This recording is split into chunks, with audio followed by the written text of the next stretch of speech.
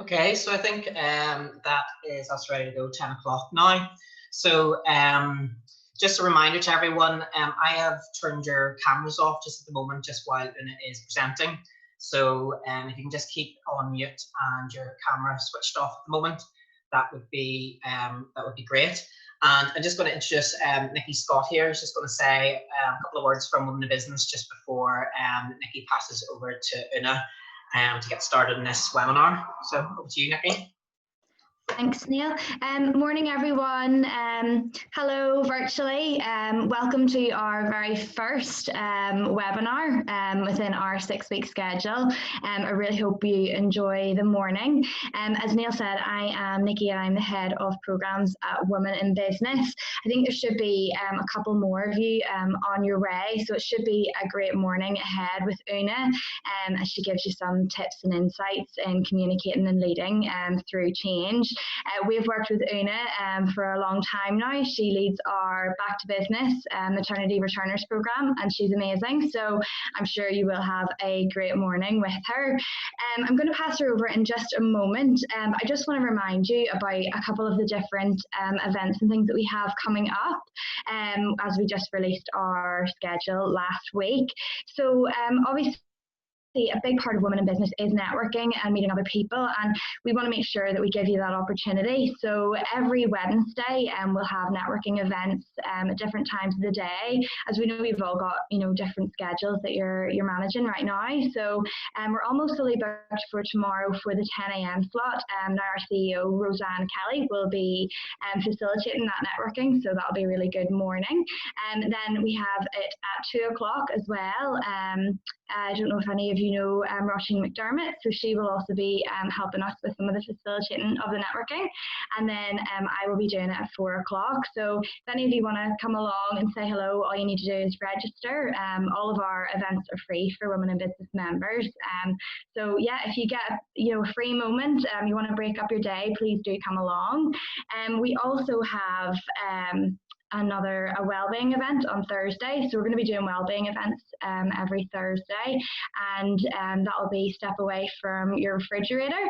I don't know if any of you are like me, but right now, whenever you're at home, it's very tempting to just go to your fridge. It's so nearby, and with everything that's going on, sometimes we do comfort eat. So it's a really good session with Claire Feldman as well, and that'll be at 10 a.m. on Thursday. And then on Thursday evening at 8:30, after we've all done our clap for the NHS, we'll be having a Women in Business quiz with Emer Maguire. Now that's something that everyone can enjoy. That's going to be a Facebook Live, so all you need to do, you don't even need to register on our website. All you need to do is go to our Facebook page. You can get your family, friends, colleagues, everyone involved, and it's just a bit of fun for you to get started for the weekend. So that's what we've got coming up this week. We've got a lot more webinars that are going to be coming up. They'll be every Tuesday. So next week we'll be having Adapting Your Business digitally. That is with Niamh Taylor, that I'm sure many of you know. We've got a lot of bookings already coming in for that. Please do register if you're interested in coming along. We'll have networking and we'll have some more wellbeing events. So there's plenty going on. Please do get in touch with me if you have any questions about any of our events. But we hope that we'll be able to see you then. I know there's going to be questions throughout this morning. So there is a chat button down at the bottom of your screen, just for anyone else that hasn't maybe used Zoom before. There's a wee chat section that you can fill out there. I'm going to pass you to Una now, and I hope you have a great morning, and thanks for joining us. Hi everyone, and good morning. As Nikki has said, my name is Una McSorley, and you're all really welcome to this webinar on communicating through uncertainty. And I know Nikki has touched on a little bit of housekeeping, so just to remind you that you are all currently on mute. And I'm sure you will appreciate, if you've been attending webinars and conferences, they can get a little bit noisy with people typing, maybe dogs barking, children crying. So that's why we've had to turn you off. However, as we do go through the webinar, I will be asking you a few questions, and you will be able to respond to those questions using the chat bar just at the bottom of your screen. And of course, if you have any questions as we go through the webinar. Just type those in and we can pick them up at the end of the presentation. So at Marcomm, just a little bit about Marcomm, we help organisations and individuals to communicate better.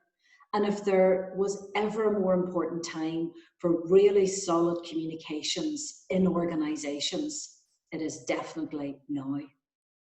I've pulled this webinar together to give you some helpful hints and tips on how to communicate with your teams, the majority of whom are now mostly working remotely. If you think that what I'm sharing with you is something that leaders in your organisation could benefit from, then I'm more than happy to run these internally as well for your organisations. So enough in the housekeeping. I'm sure that less than a month ago, your role, if it was to manage staff, was to manage and lead a team of staff that looked pretty much like the picture I'm showing you right now. You're in the same building or near enough that you could organise a face-to-face get-together very quickly. But with the coronavirus pandemic, everything changed. Social distancing, school closures and office doors across the world locked, and ultimately, most of us working from home. In Northern Ireland, we effectively went into lockdown on the 23rd of March. And the result has been that entire companies have been forced to work from home, some of us for the very first time. For those of you who've tuned in this morning, I'd love to understand your situation a little bit better. And if you could just answer the following questions for me, and all they require is a yes or no. So you will need to move to your chat button. And the first question is, how many of you are working from home? And Neil has very kindly offered to do the sums for me. So Neil's going to just let me know shortly how many of you are currently working from home. Okay, so at the moment I can see literally every single person saying yes. I haven't seen one no has come up, but definitely the vast majority are saying yes, that they are working from home. And of those who are working from home, I'm really keen to find out, is this the first time for you to work from home? A good mix of responses, yeah, mostly yeses, but quite a lot of no's. People have done it before. Excellent. And of all of you who have tuned in, how many of you are now managing staff remotely?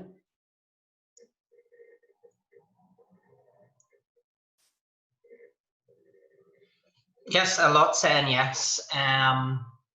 Probably 60% probably saying yes, and maybe 40% about no or so. Okay, so I mean, it's pretty clear to me that it's, well, almost everyone bar one is working from home, and of that 60% are managing staff. And I'm sure I don't need to tell you that this is an extremely challenging time for everyone. And for those of you who are managing staff remotely, you have a really unique challenge. And that is, how do you foster a creative, collaborative and productive environment when everyone is stuck at home? Because social distancing measures were implemented relatively quickly as well. Many of you may be working with unfamiliar hardware or software. You're also probably missing your colleagues, and some of you may be finding it quite lonely working from home. While many of the same management practices that are effective with co-located teams can undoubtedly be applied to your virtual teams, some important adaptations do need to be made to address the unique challenges faced by teams working together virtually. It's too costly to get it wrong, especially now. What I'm going to focus on today are 6 really practical things that you can do to communicate effectively to help your people get through this and to sustain a level of productivity in your businesses. If you want to lead people through this coronavirus crisis and gain their commitment, communication is a real work of leadership, and never more so in these uncertain times. The key to working effectively and productively from home is clear communication and supporting your team to stay on task in a new environment that may not lend itself to productivity. Again, I just want to open this up with a question here. And that question is, what are you currently doing to remain connected and communicated with your remote teams? So my question is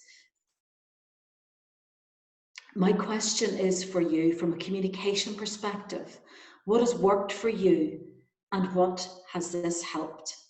Again, if you can use your chat function, we can maybe pick out 2 or 3 of your examples here. So the question is, from a communication perspective, what has worked for you in the last 3 to 4 weeks, and how have you found that this has helped? So a few responses coming in here. Using the phone and Zoom meetings, coffee mornings remotely, regular emails, daily Microsoft team meetings, a lot of Zoom, Slack, Teams, so a lot of software for like to do remote meetings, group text, WhatsApps, connecting daily, conference calls, coffee events.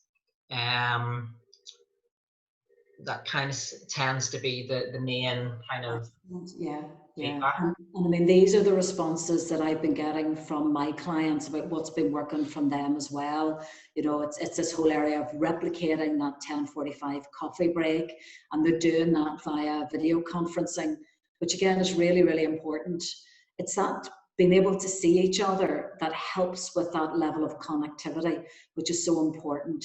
So again, we're getting lots of daily Zoom meetings or Microsoft Team meetings, regular updates, 15-minute check-ins once a week. And another area that we've had cropping up with our clients is increased cross-team working, which I think is really, really having a huge impact. So also areas like informal WhatsApp groups and using Zoom for Friday drinks. I think that's probably one of my favorites. And it really is so important that we look at the different communication tools that we have out there, and we start to use them to engage with our staff, not just about work stuff, but about what's going on in their lives. It's also really important that we start to think about our communication. And really one of the first things that you as a leader or manager have got to do is to think about having a clear communication plan.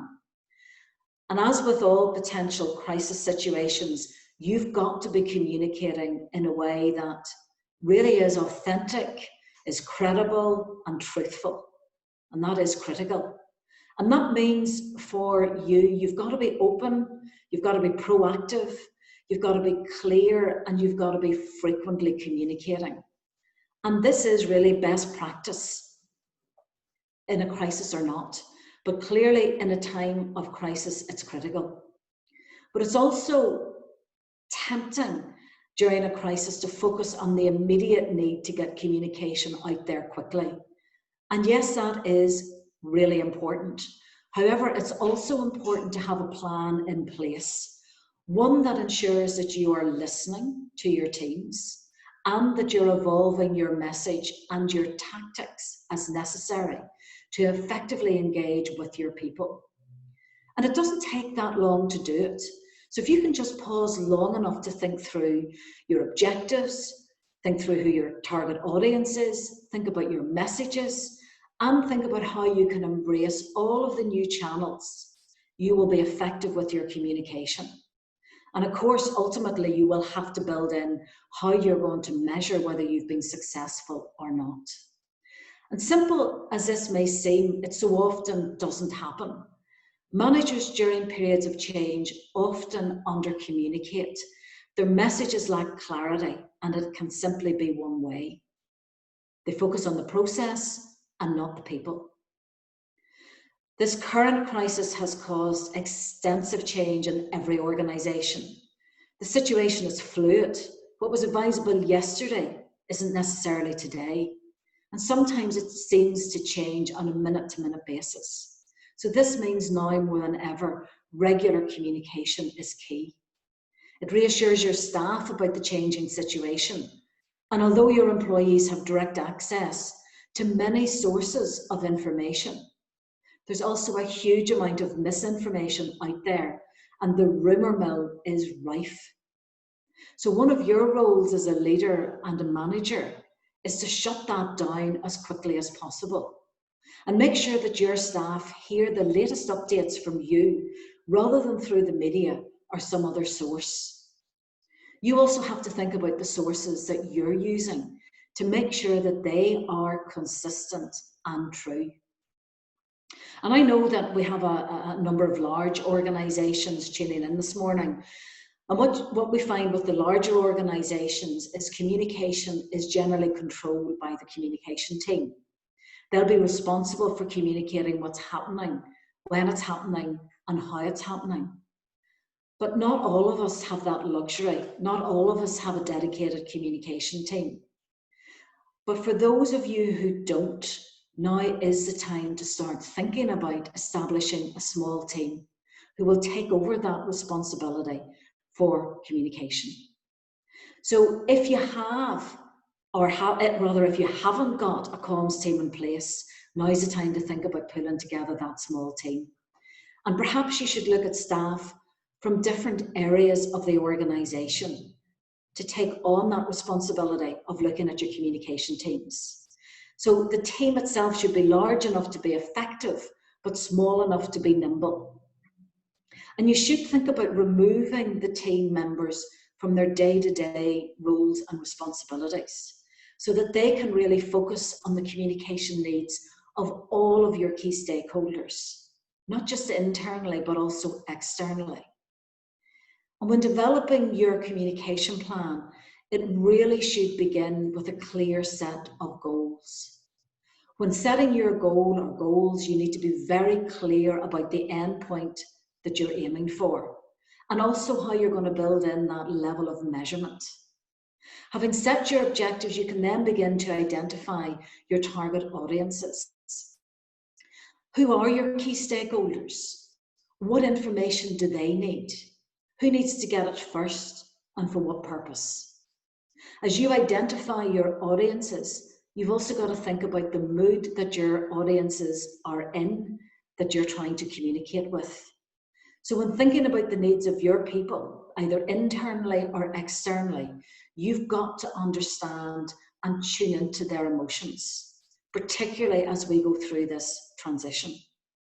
The better you understand their fears, the better you understand their anxieties, the better you understand their wants and their needs, the more successful you will be as a leader and a manager.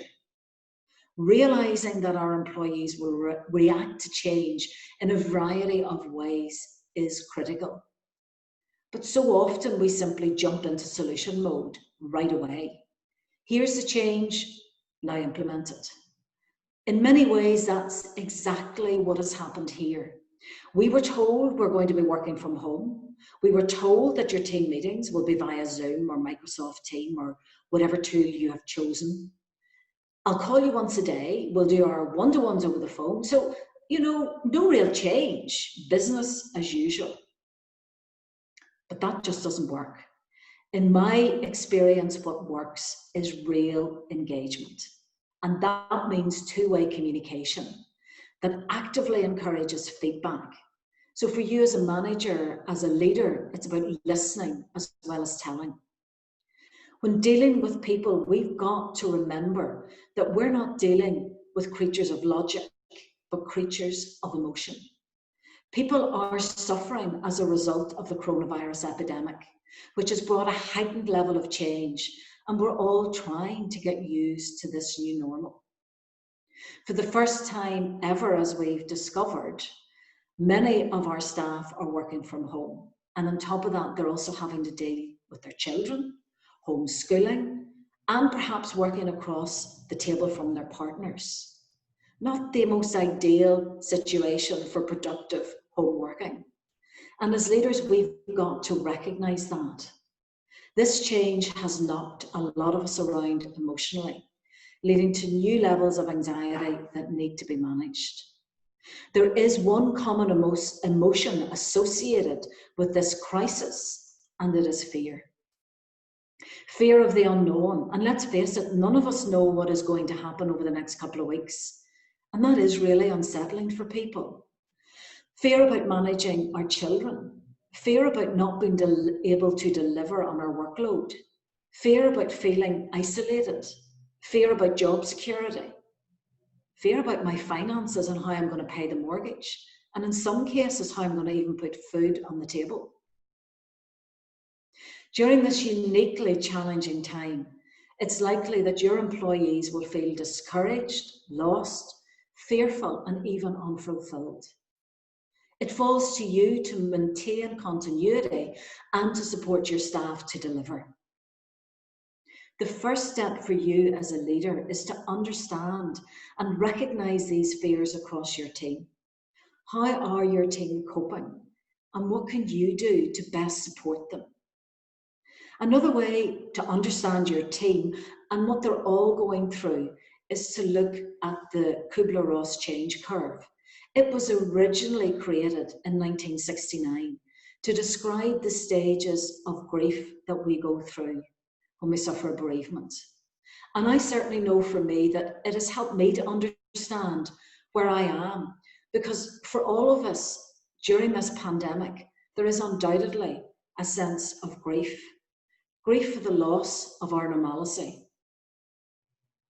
Today we use this same model to show the stages that people go through when they experience any crisis or major change. And I just want to have a quick look at our coronavirus change curve. And as you'll see here, people's first response are often shock and denial. It's okay, it's just a flu, it's not going to affect us. And then for some of us, we've moved to that anger phase. What do you mean I can't go outside? You're asking me to stay at home and you're taking away my activities. What if I need toilet paper? And then we see us move towards that bargaining phase. I can keep my distance, but can I still go to the beach? Or that sadness phase. This is real. What am I going to do? Until we hit that acceptance phase. Okay, we can do this. Does anyone need any help? During the acceptance phase, I can start to take control. I can wash my hands, I can keep a safe distance, and I can learn to work virtually. It is worth pointing out here that not everyone will go through each stage, and some people will spend longer in one stage than in the other, while others will skip through the stages completely. Globally, we appear to be moving on to sadness at the moment, and maybe even some acceptance.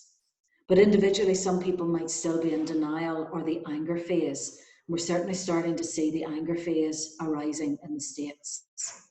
Again, this is completely normal. And even if you've moved past the acceptance phase, we're living in such an uncertain world. It is possible that other events, such as an economic downturn, could take you back to the beginning of the curve all over again. What does this mean for you as a leader? And what can you do? One of the first things for you as a leader or a manager is to consider your people's well-being. But before you can look to help others, you must pay attention to your own emotional well-being and to think about where you are on the change curve. And what do you need to be doing to keep yourself productive, to keep yourself healthy, and to keep yourself motivated? Then start doing the same for your team. Because if you're not in good shape or you're feeling anxious and disconnected, they will immediately pick that up. It really does start with you. So get yourself in good shape and get the support that you need to keep going. Then start to think about how you will lead your team before you crank up your communication. The better you can understand your team, the better you can connect with them. While tough decisions still need to be made during this crisis, a great leader and a great manager will look through a lens of empathy. Yet sadly, there have been too many stories where large corporates have demonstrated that they're actually hugely out of touch with their employees. And we saw this particularly as the coronavirus intensified in March. These companies who have got it wrong have faced a media backlash as a result. We only have to look at Sports Direct, who performed a U-turn on keeping their shops open during the lockdown, claiming they were essential service, uniquely well placed to keep the UK as fit and healthy as possible. Or Virgin boss Richard Branson, who was condemned for asking staff to take 8 weeks unpaid leave while his airline grounded 80% of its flights during the travel ban. I did read today that he is prepared now to look at remortgaging his island to help his company through this difficult time. And then we have Tim Martin, boss and founder of Wetherspoons, who told his 40,000 workers in a video that they wouldn't get any more money until government grants covering 80% of workers' pay kicked in. Martin's way of communicating totally compounded the problem. In a widely reported video to his staff, he suggested that they could take jobs at Tesco. Now, bearing in mind that Tesco's has upped the salary of all of their staff, with the benefit of hindsight, that might not have been a bad idea. Having identified and understood the needs of your key stakeholders, you really need to think about managing your message, because messages are the oxygen that keep conversations alive. The sheer volume of content and briefings on COVID-19 is overwhelming, and you need to make sure that you don't overwhelm your people. So get straight to the point with your message. Be clear in the language that you're using and concise in what you have to say.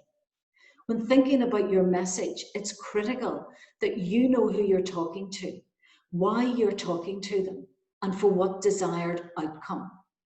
And then build clear and simple messages that are easily understood to make sure that all your employees are informed of the real COVID-19 situation and that they're not missing out on important information for them. Your role, therefore, is to translate those often generic messages that you will receive for your team so that they understand what it means specifically for them.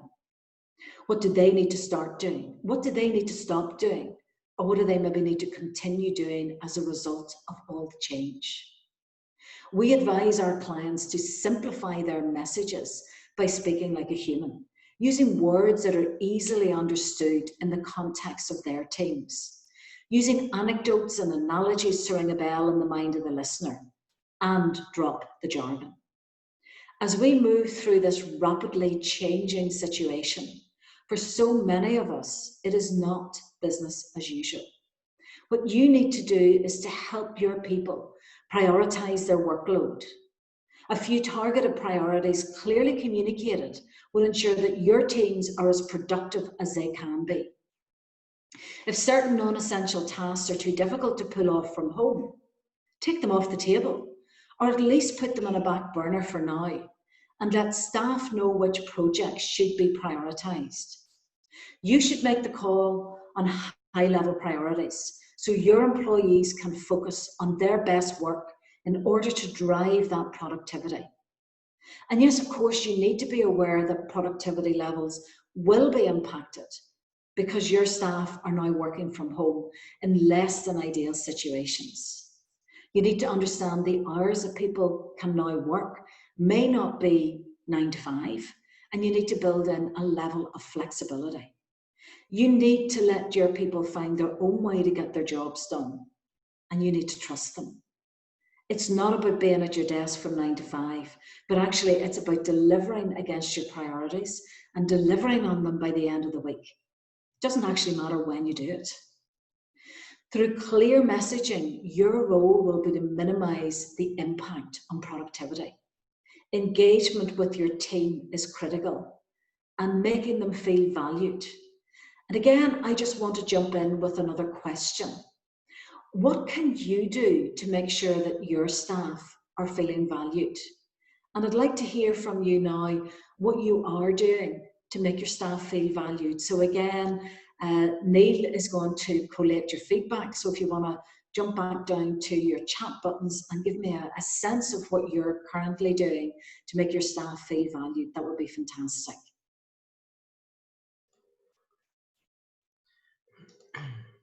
Okay, just waiting for some to come through.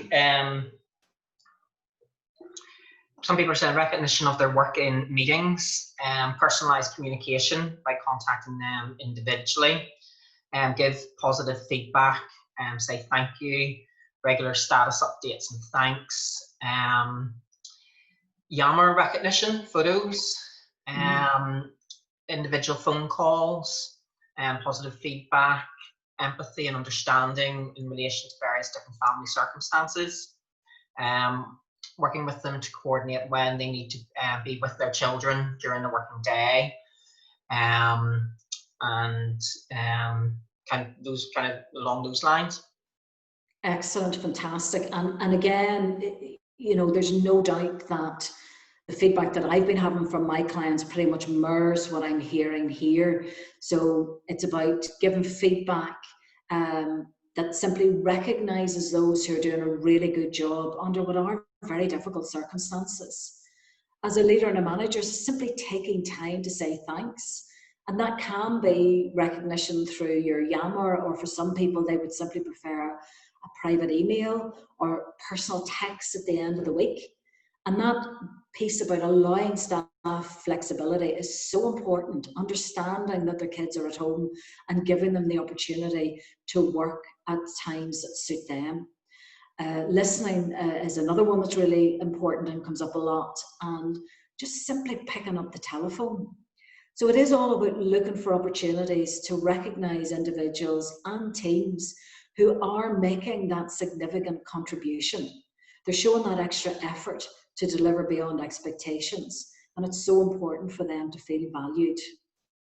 So it sounds like there's a huge amount of really positive work going on out there. When managing your message, you also need to look for opportunities to repeat your message in lots of different ways, because it's not enough to say it once and assume it's done. Logic will tell you if you're giving a message out and that somebody is not in the right emotional space, then they're not going to understand it. They're not going to absorb it. They're not going to interpret it in the same way as they might if they were in better form. Every day our teams are going to be in different emotional spaces, because maybe today they're feeling frustrated. Maybe today they're feeling disconnected. Maybe today they've just been told that a relative has been hospitalised with COVID-19.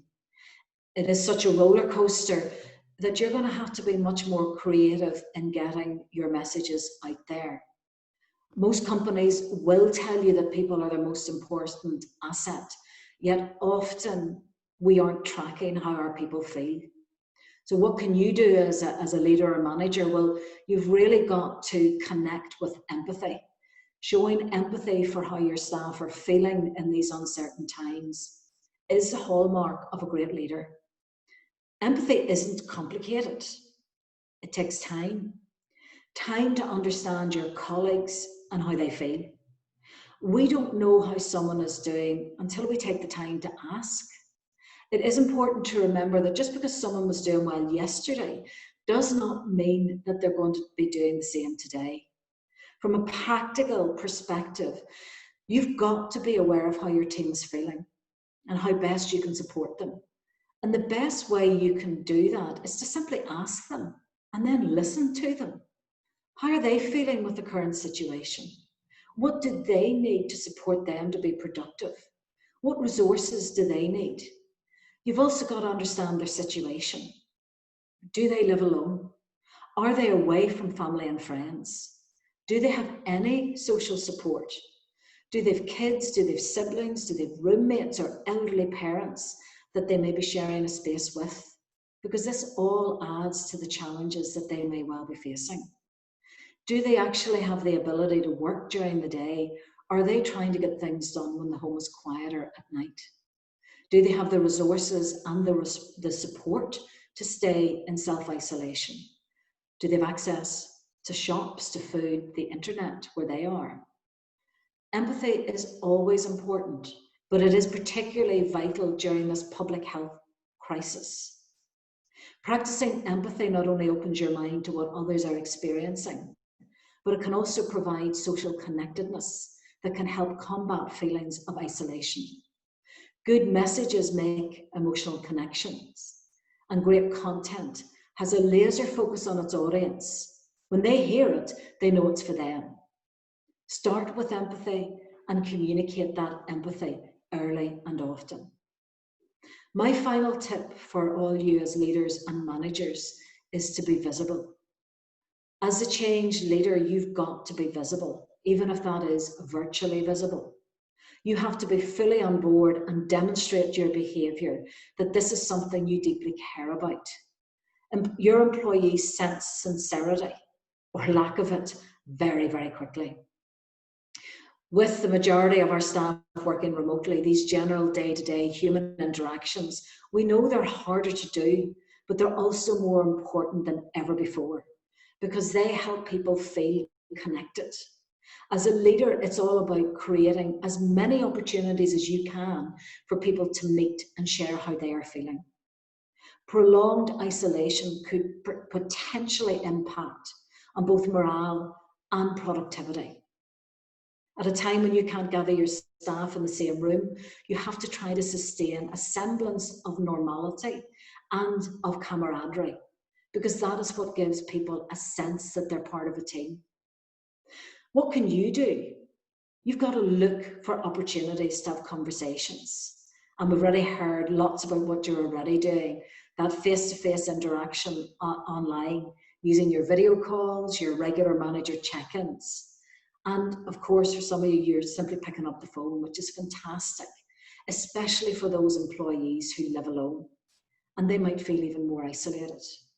And I love the regular virtual coffee breaks for people to get together so that they can share personal, non-work related information. So my advice to you is to keep doing what you're doing and really encourage your team to share what they're doing to cope. How are they implementing a work routine at home? Because we can all learn from each other. Organising those daily morning check-ins is something that a lot of my clients are already doing. And they're not just focusing on the plans for the day, but they're also looking at how everyone is feeling. And it is such a simple way of getting in touch by doing that quick round the room Zoom, or asking people to describe in a word how they're feeling right now. And that will give you just a little bit of an idea to understand where your people are at. And in that moment, you can then tweak or flex your style so that you're delivering your message in a way that meets their needs. So you're really tuning in with where they are emotionally. And I've heard of one of my clients who has actually banned the words fine, okay, or good, because they're saying that none of these words really tell you anything unless the person explains why they're feeling good. And it may be that they've just done some exercise, or they're just okay because they've just had word that their sisters had to go and get tested for the virus. So long as they can explain okay, good, or fine, that's acceptable. But those three words on their own have been banned. While a strong physical presence we know is ideal, the reality of today's remote working teams has made face-to-face communication unachievable. But digital communication can fill these gaps. Connecting with staff through video updates is an effective way, as we already know and you're already experiencing, to provide much needed information. And there is no substitute for leadership visibility. So if you can't be there in person, be there digitally. And you should encourage your teams to do the same with each other, to use the tools to meet up for a chat. And when we talk about visible leaders, this is not about you checking up. It's actually about you checking in. It's about showcasing to your teams that you actually care about them. And what you need to do, some very, very simple steps to show up, is keep in touch both formally and informally. Be available. Put open time in your diary when your staff can connect with you should they need to. and regularly ask them how they're doing and feeling. And when delivering your message, you should be thinking all the time about your call to action. What do you actually want people to do? Confident that your message is right, you need to make sure that you choose the right channels to get your messages out there. Understanding the technology that is available, because there are tons of tools that are out there, some of which we know you're already using. Your Microsoft 365, we've got Zoom, we've got Slack, Skype for Business, Microsoft Teams, and loads of other channels that you're already using. But one of the biggest things that you as a leader can do right now is embrace the technology that you have at hand. Learn how it works and start to use it, and get your teams on board, as this may be the only way that you can communicate with them face to face. So I thought I'd share a few tips with you for maximizing your impact online. And the first is, as you can see from this image, is to actually raise your computer. The most flattering angle for your camera is to capture your face at the same level or a little bit above. You don't want the camera looking up at you. It's not a flattering angle for most of us. So grab some books or a slim box, or use a laptop stand if you have one, and put your computer on top of it until the camera is right across from your face. I'm currently using my yoga blocks to raise my laptop. The other thing that's really important is to imagine your audience. And this is a technique that we use when we're doing our media training. If you can think about looking into the camera and imagining that you are actually communicating with a slightly aging aunt who is hard of hearing, and what you will find is that your communication will come across as much warmer and much more lively when you imagine a real person. And I have to say, when I started using that technique with my webinars, the evaluations definitely were much better second time round, even though the material I had presented was identical. It's also important to watch your background. So what can people see behind you? Because an unmade bed or an untidy bookcase is not a good look. So walk around your office or your house and find a pleasant, not too distracting background. It's also important to adjust your lighting so that you light your face. It's best to start with lighting because that will dictate where you are sitting. Open your curtains and let the natural light pour in. Face your brightest source of light, usually a window, and again, that's what we've done here today. We've moved our whole setup to face the window because it'll look better for you and then for everyone else on the call. It's also important to dress the part. Even though participants can usually only see you from the shoulder up, wear something that looks great on you from the waist up. In fact, the better you dress from head to toe, the better your posture will be and the better you'll feel in general. And when you feel better, you're a more relaxed and a more confident presenter. It's also really important to watch your eyes. So when you're looking at the little black dot, that's a camera at the top of your computer screen, your audience will feel like you're looking at them. If you need to look elsewhere, like onto your computer or on your actual desk to refer to your materials, that's fine. But just make sure that every so often you look at the camera. As long as you check in with your audience from time to time, they will experience good eye contact from you. To recap then, the tips for speaking online with impact: raise your computer, imagine your audience, watch your background, adjust your lighting, dress the part, and engage in eye contact. You can never over-communicate in leading and managing change in the workplace, and especially with regard to what is happening or not happening and why. Good communication helps to eliminate people's fear and secures their buy-in. I hope that my 6 tips have sparked some useful thoughts and ideas about how you can communicate with your teams during this pandemic. To summarize, good communication is key when leading people through change. In order to lead your people through change, you need to have a clear communication plan that is flexible enough to deal with the unknowns. You must be able to tune into people's emotion. You've got to consider people's well-being. You've got to help your teams prioritize, connect with empathy, and be visual. Your employees will remember for a long time how they were treated during this crisis and how they were made to feel. Nothing drives employee loyalty and engagement more than knowing my boss cares about me as a human being. As a leader, you should treat this COVID-19 crisis as a defining moment for yourself and your organisation. Step up to the challenge and lead your teams through this crisis. Thank you.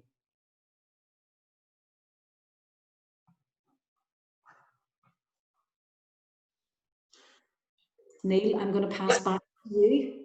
No problem. I suppose it's just an opportunity if anybody wants to ask any questions, if that's okay. Most of the feedback coming in at the moment is just how great everyone's found the advice throughout. One question here, how can we encourage staff to use video on conference calls? So I suppose some maybe aren't, wanting to use video calls, but how would you encourage people to use that? Well, what we've done with some people in the beginning is we have encouraged them to come online with the camera switched off, because a lot of people are put off by seeing themselves. So they can still come online, and eventually, hopefully what you will find is that they will eventually switch the camera on, because they will realise that actually it's about the only way that they can truly communicate and have that face-to-face interaction. But I do understand that people are very reluctant because they can feel quite uncomfortable, not only with how they sound, but also with how they look. Mm-hmm. Okay, great. A question here from Anna Wilkinson. Any tips on communicating with staff who are furloughed? That is a challenge for you, because the guidelines will say that furloughed staff, the only communication that you should be having with them is non-work related. So they are not to be engaged in the workplace, and the guidelines are very, very clear on that. So what we've been doing with our furloughed staff is we have been communicating with them. We've been connecting with them on a weekly basis, just to find out how they are and how their family are and what's going on in their lives. But we don't talk about the workplace because they are not supposed to be working. Okay, great. Just some feedback from someone, doesn't have their name, but their takeaway is check in and not check up as their takeaway from today. It's so important that we do that, because we've got to take the time to build the trust of our staff. It's not easy for any of us as a leader, as a manager, as an employee. It's not easy. And the last thing we need is to be checked up on. Yeah, perfect. Yeah, just really great. A lot of people saying thank you. Those are the main questions. And Roseanne, let's just comment there, said brilliant presentation, fantastic content. So I'm just going to hand back over to Nikki then, who is going to just kind of close for us today. Just one question there from Caroline. The webinar will be available online. We have recorded it, so it should be available online in due course. So, but I'll pass over to Nikki here just to close today. Thank you. Yeah, I just want to say a big thanks to Una. I don't know about anyone else, but you see that last point about the angle of the camera? I'm realising now, I'm sure there's other people on this that are realising they're doing the double chin as well. So I'm definitely going to have to try out your yoga blocks or something that will help with that. But I think we can all agree it was a great session today. And I think it is really important with everyone for their teams, communicating as much as possible. And I know women in business, we have our non-work related calls, which always come in handy if you can have a drink in hand, to catch up with everyone. So yeah, thank you so much, Una. And if anyone has any questions or anything like that, feel free to get in touch with us at any time. But hope you enjoy the rest of your day, everyone, and I'll see you all soon. And thanks, Neil, for doing all the technology and behind the scenes, and Nikki for actually going to to actually go into the trouble of setting all these up. So thanks again, and thanks to everybody for their participation. Thank you. Perfect. Thanks very much. Bye. Bye. Bye.